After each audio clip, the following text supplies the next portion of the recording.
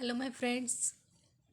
Transition and inner transition elements हा आपला chapter जो सुरू आहे त्याच्यामध्ये मेटलर्जीचं फ्युजन जे केलेलं आहे, म्हणजे ह्या चॅप्टरमध्ये 2 चॅप्टर आपल्याला बघायचे होते. लास्ट लेक्चरला आपण ह्याच्यामधला ट्रान्झिशन सिरीज जो आहे तो कंप्लीट केलेला आहे आणि ह्या चॅप्टरमध्ये आज नवीन एक दुसरा चॅप्टर मर्ज केला आहे which is non as a metallurgy. तर तो आज आपण बघायचा आहे. तर त्या चॅप्टरशी रिलेटेड आजचा आपला पहिला पॉईंट आहे extraction of metals. Okay, metal non metal ह्याची आयडिया तुम्हा सगळ्यांना आहे. आता हे मेटल जे आपण डे टू डे लाईफमध्ये बघतो किंवा variety of example you already known about the metals, then how they get extracted किंवा ते कसे मिळवले जातात त्याच्या प्रोसेस आज आपल्याला बघायचं आहेत.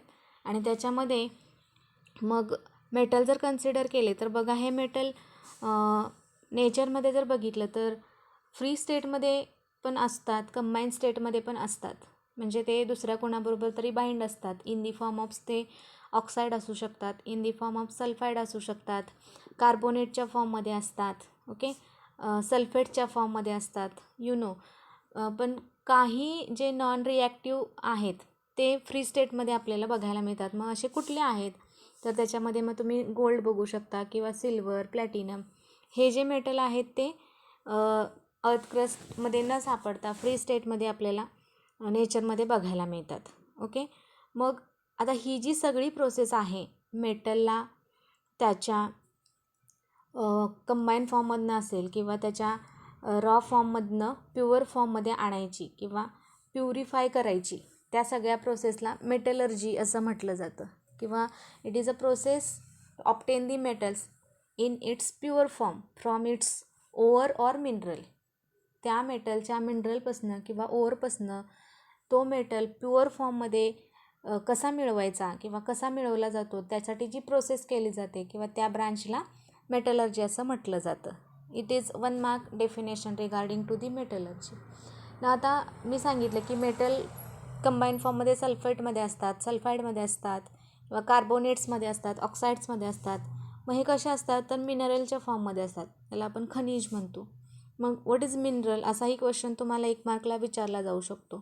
तर मिनरल म्हणजे काय असतं बघा, हा एक नॅचरली ऑकरिंग सबस्टन्स असतो जो आपल्याला अर्थ क्रस्टमध्ये बघायला मिळतो. आणि त्याच्यामध्ये काय असतात, इनऑर्गॅनिक सॉल्ट असतात, सॉलिड्स असतात, असे मॅटर त्याच्यामध्ये असू शकतात ज्याला मिनरल म्हटलं जातं. Simple definition, naturally occurring substance which is found in a earth crust containing inorganic salt, solid and siliceous matter is called as a mineral. Okay, मग आता हे झालं मिनरलची आणि मेटलर्जीची डेफिनेशन. ओअर म्हणजे काय असतं मग तर ओअर म्हणजे काय असतं बघा, हे एक टाईपचं मिनरलच असतं पण ज्याच्यामध्ये मेटलचं पर्सेंटेज हे जास्त असतं. It is a mineral which contains the high percentage of the metal and from which the metal can be extracted economically is called an ore. या 2 डेफिनेशन ज्या आहेत ह्या बऱ्यापैकी 1 मार्कला आत्तापर्यंत विचारलेल्या आहेत. दोन्हीही डेफिनेशन सिम्पल आहेत. You can learn this one easily. ना आता हे झालं डेफिनेशनचा पार्ट. एक्झॅक्टली जी मेटलर्जी आपली आहे किंवा एक्स्ट्रॅक्शन ऑफ मेटल जे आहे त्याच्याशी रिलेटेड मग त्याच्यात 3 ब्रांच वगैरे येतात. त्या ब्रांचमध्ये कसं एक्स्ट्रॅक्शन केलं जातं हा पुढचा पॉईंट आहे. पण त्याच्या अगोदर डे टू डे लाईफमध्ये आपण ज्या एलिमेंटशी किंवा ज्या मेटलशी रिलेटेड असतो त्यांचे मिनरल आणि ओअर आपल्याला माहिती पाहिजेत. मग तुमच्या टेक्स्टबुकमध्ये एक चार्ट दिलेला आहे बघा, list of minerals and ores of some transition metals. Transition मेटलमधले काही सिलेक्टिव्ह मेटल्स तुम्हाला दिलेले आहेत आणि त्याचे मिनरल आणि ओअर दिलेले आहेत. आता हा जो चार्ट आहे हा सुद्धा तुम्ही केअरफुली स्टडी करायचा आहे, कारण ह्यातला कुठलाही मिनरल किंवा कुठलाही ओअर तुम्हाला 1 to 2 मार्क्सला विचारू शकतात. त्याचं फॉर्म्युला विचारतात. ओके, अशा फॉर्ममध्ये ह्याच्यावरती क्वेश्चन असतात. त्यामुळं हा जो टेबल दिलेला आहे हा व्यवस्थित तुम्ही प्रिपेअर करायचा आहे. जास्तीत जास्त 3 एलिमेंट्स दिलेले आहेत किंवा 3 मेटल्स दिलेले आहेत, जास्त काही नाही आहे. ओके, मग त्याच्यामधला वेल नोन एलिमेंट सगळ्यांना बघा मेटल आयर्न दिला आहे. आता आयर्नशी रिलेटेड टोटल 5 मिनरल्स दिलेले आहेत तुम्हाला. आता प्रत्येकाचा फॉर्म्युला तिथं दिलेला आहे, तुम्ही बघू शकता. आयर्नचं जर वेल नोन मिनरल कन्सिडर केलं तर ते आहे हेमेटाईट. ओके, हेमेटाईट मिनरल आहे त्याच पद्धतीनं हेमेटाईट ओअर म्हणून पण कन्सिडर केलं जातं, म्हणजे त्याच्यामध्ये आयनचं पर्सेंटेज जास्त राहतं. हेमेटाईटचा फॉर्म्युला काय दिला आहे बघा, Fe2O3.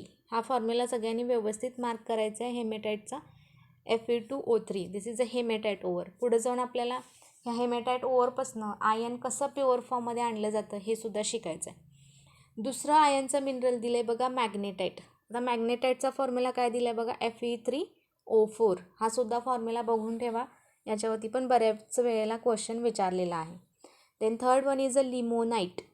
लिमोनाईटचा फॉर्म्युला काय दिला आहे बघा, ट्वाईस Fe2O3 थ्राईस H2O.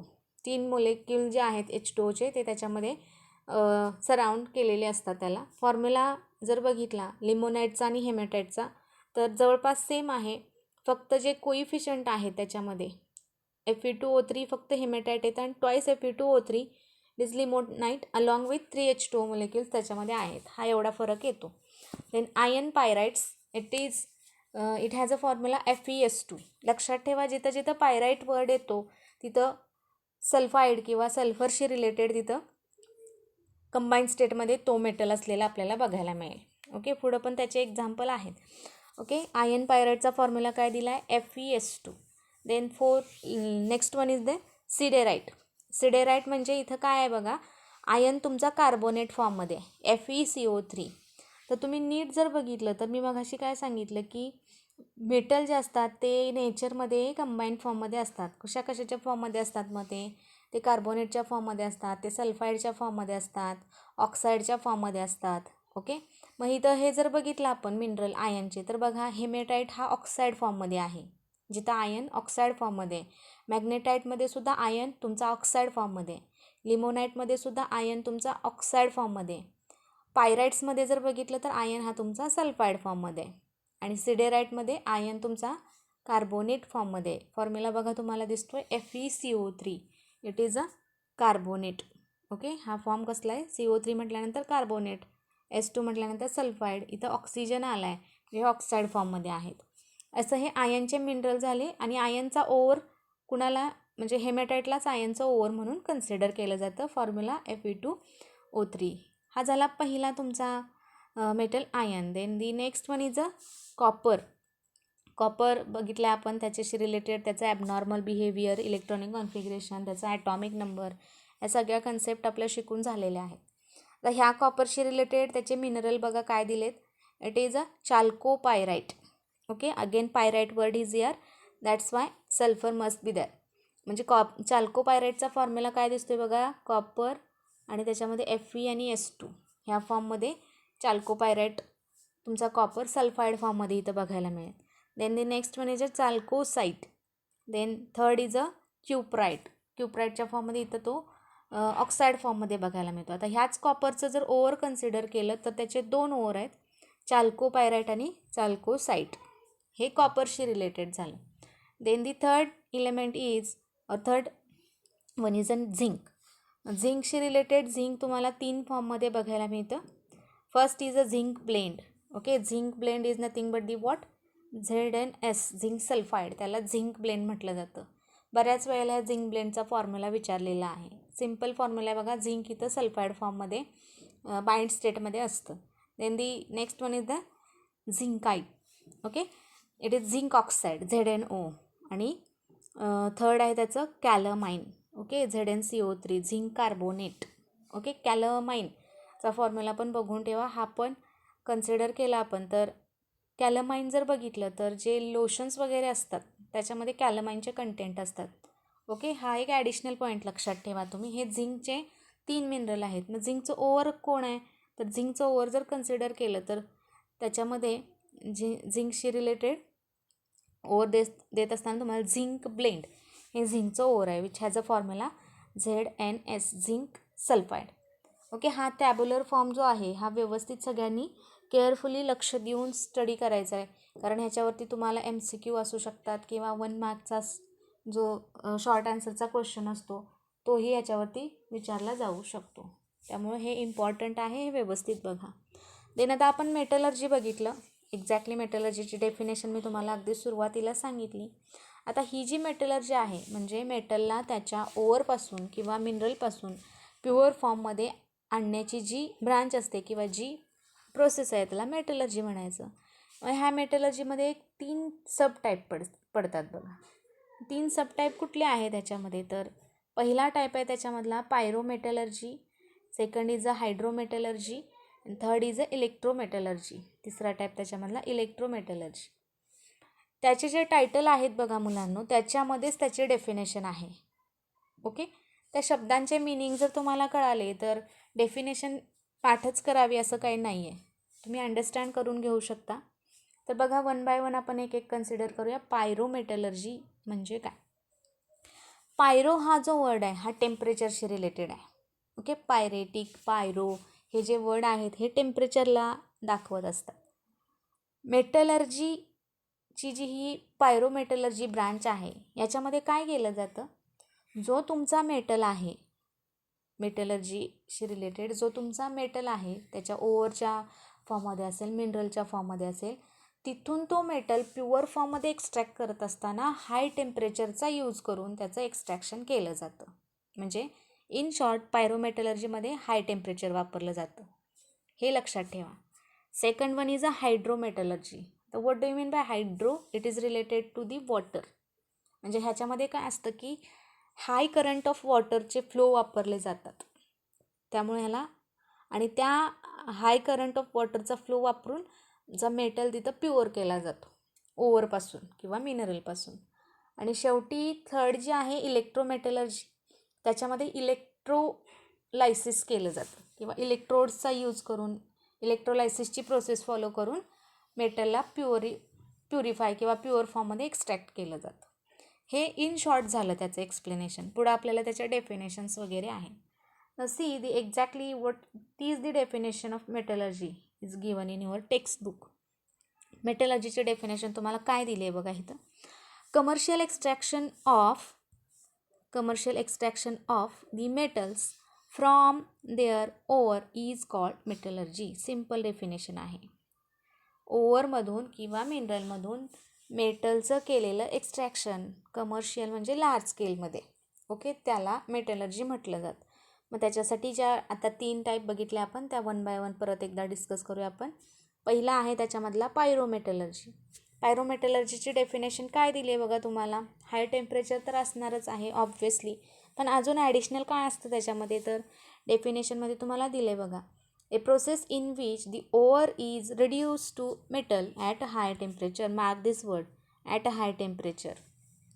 ह्या प्रोसेसमध्ये मेटल तुमच्या ओअरमधनं काढला जातो किंवा मिळवला जातो हाय टेम्परेचरचा यूज करून.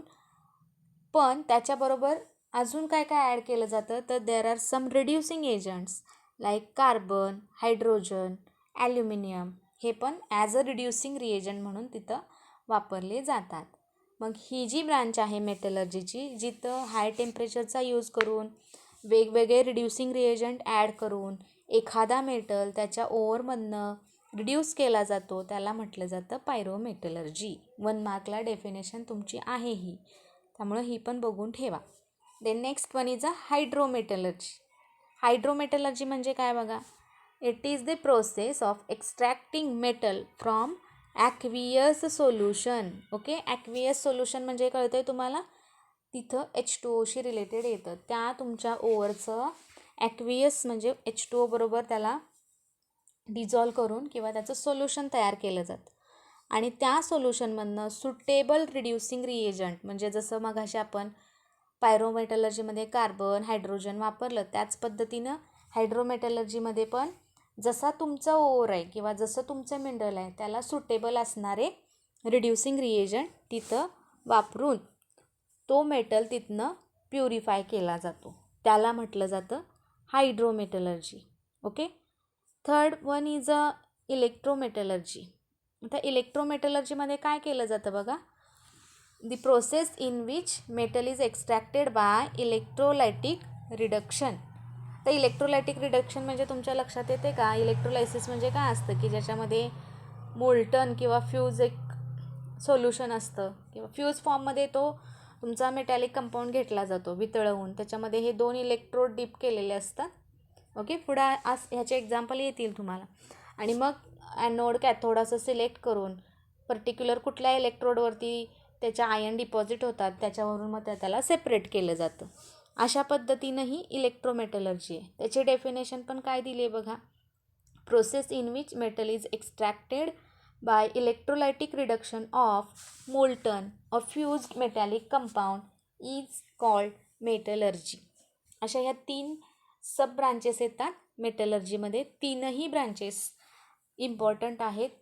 तुमचं ओव्हर कुठल्या टाईपचं आहे त्याच्यानुसार ती ब्रांच किंवा त्या टाईपची मेटलर्जी सिलेक्ट करून तिथनं तो तुमचा जो मेटल असेल तो प्युअर फॉर्ममध्ये एक्स्ट्रॅक्ट केला जातो. ह्या एकंदरीत हे मेटलर्जीचं एक्झॅक्टली इंट्रोडक्शन झालं. ओके. मग आता मेटलर्जीमध्ये मेटल जर तुम्हाला प्युअर फॉर्ममध्ये आणायचं असेल तर डायरेक्टली ओव्हर घेतलं आणि ह्या 3 प्रोसेस फॉलो केल्या आणि मेटल मिळाला असं होत नाही. तर त्याच्यामध्ये काही स्टेप्स इन्व्हॉल्व केलेल्या असतात. सम स्टेप्स आर देअर आणि त्या स्टेपमधनं आपल्याला जावं लागतं तरच आपल्याला फायनली प्युअर फॉर्ममध्ये तो तुमचा जो काही मेटल असेल तो मिळतो. Okay. Steps involve in a metallurgy or steps involve in a process of extraction हा आपला पुढचा पॉईंट येतो आहे. मग तर बघा एकंदरीत 3 ते 4 स्टेप मेटलर्जीमध्ये येतात. Maximum 4 steps are there. त्याच्यापैकी पहिली स्टेप येते concentration of ore. Okay. Mark this one. First is ओव्हरचं कॉन्सन्ट्रेशन केलं जातं. दुसरं असतं ऑक्साईड फॉर्मेशन किंवा oxidation. Third is a reduction of oxide. जो तयार झालेला तुमचा ऑक्साईड आहे तिथलं याचं रिडक्शन केलं जातं. आणि fourth is a refining. Okay. अशा ह्या 4 स्टेप आहेत मेटलर्जीच्या. तुम्हाला 1 मार्कला हा क्वेश्चन विचारला जाऊ शकतो. Which steps are involve in a metallurgy किंवा what are the steps in the extraction of metals. 1 मार्कला 2 मार्कला क्वेश्चन विचारला तर ह्या 4 स्टेप देणं अपेक्षित आहे. त्यामुळे ह्या 4ही जे सब स्टेप आहेत त्यासुद्धा तुम्ही नोट करून ठेवू शकता. Now steps involve in a extraction त्याच्यामधली पहिली स्टेप आपण बघूया आता. कॉन्सन्ट्रेशन. ओके. कॉन्सन्ट्रेशन ह्याला बेनिफॅक्शन ऑफ ओव्हर असं पण म्हटलं जातं. हा सुद्धा एक सब वर्ड लक्षात ठेवा. Which is called as a beneficiation of ore. This is your new textbook. त्याच्यामध्ये हा वर्ड तिथं मेन्शन केलेला नाही आहे पण तुमच्या लक्षात असू दे की कॉन्सन्ट्रेशनलाच बेनिफॅक्शन असं म्हटलं जातं. इन सपोज केस तुम्हाला विचारलं बेनिफॅक्शन म्हणजे काय तर गोंधळून जायचं नाही. हे सब वर्ड आहेत लक्षात ठेवा. कॉन्सन्ट्रेशनलाच बेनिफॅक्शन असं म्हटलं जातं. त्यामुळे हे सुद्धा तुम्ही नोट करा. According to the new syllabus हे इथं मेन्शन केलेलं नाही.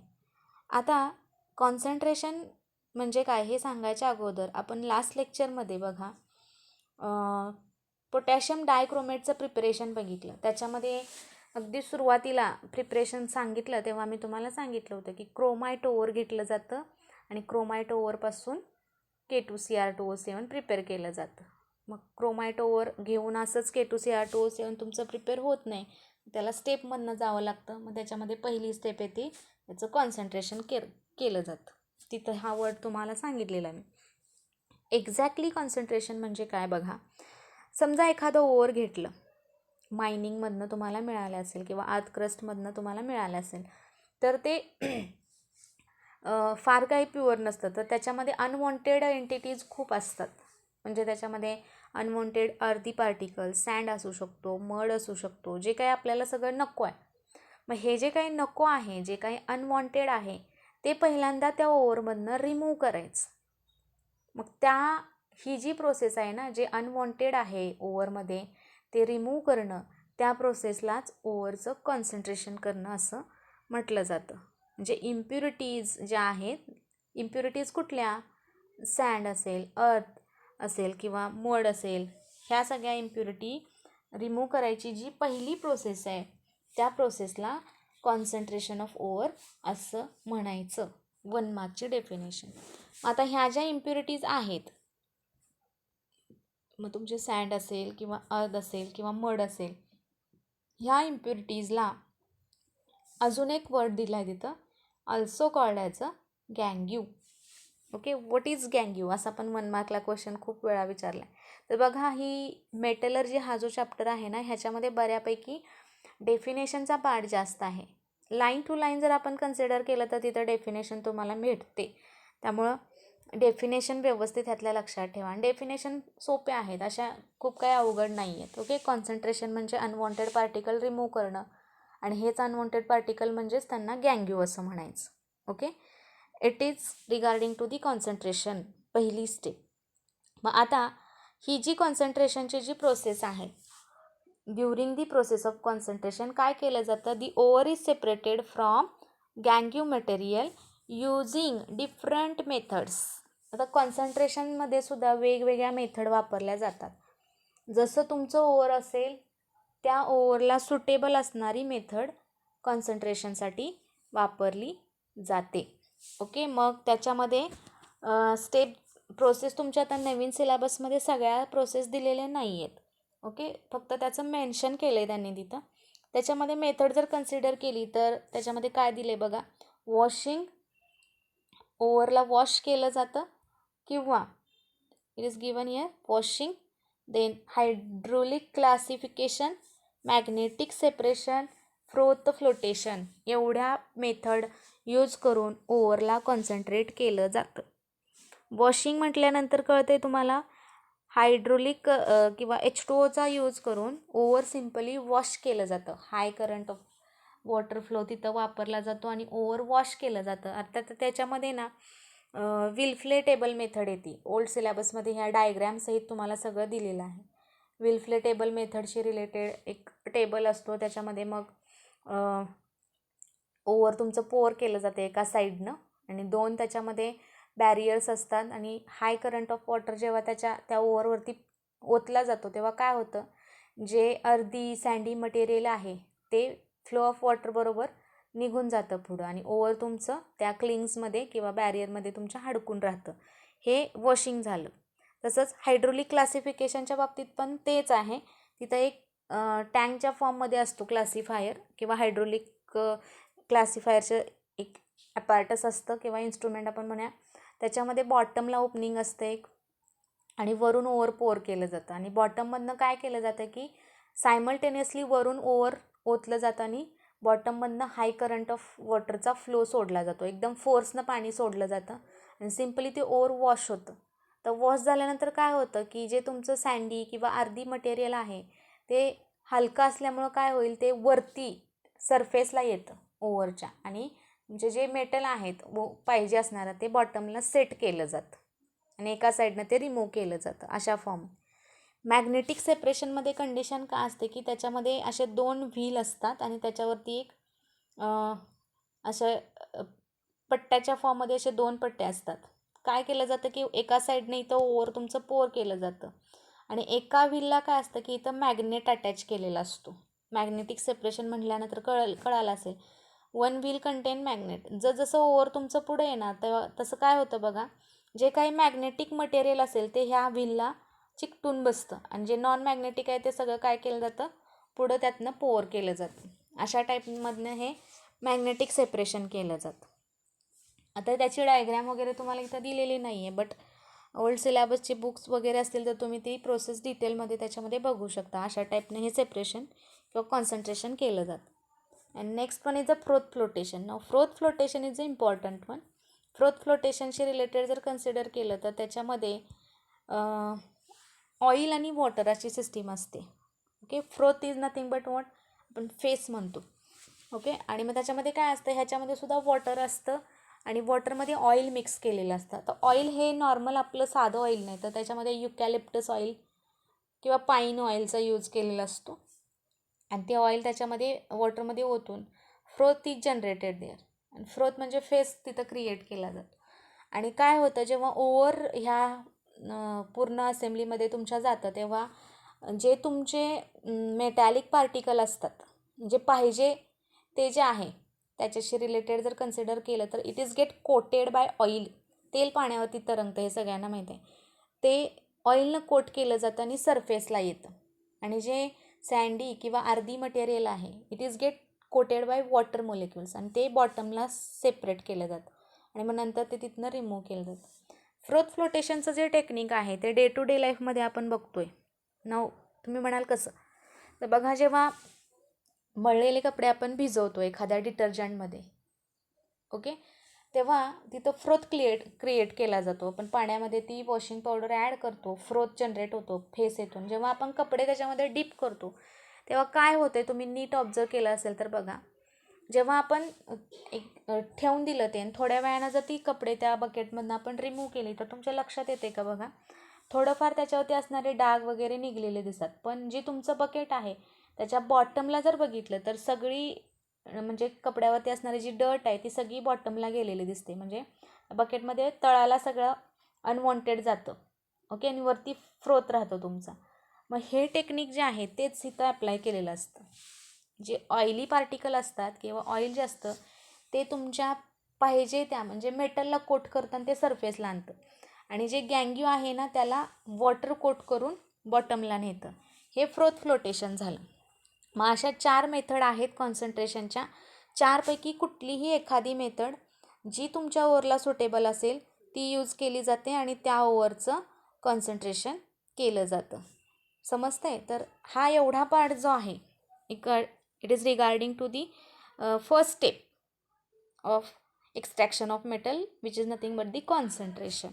अशा टाईपचे अजून पुढं 3 स्टेप येतात, मग ऑक्सिडेशन, रिडक्शन आणि रिफायनिंग. ओके, नेक्स्ट लेक्चरला मग आपण याच्या पुढचा पार्ट बघायचा आहे. Okay students, thank you.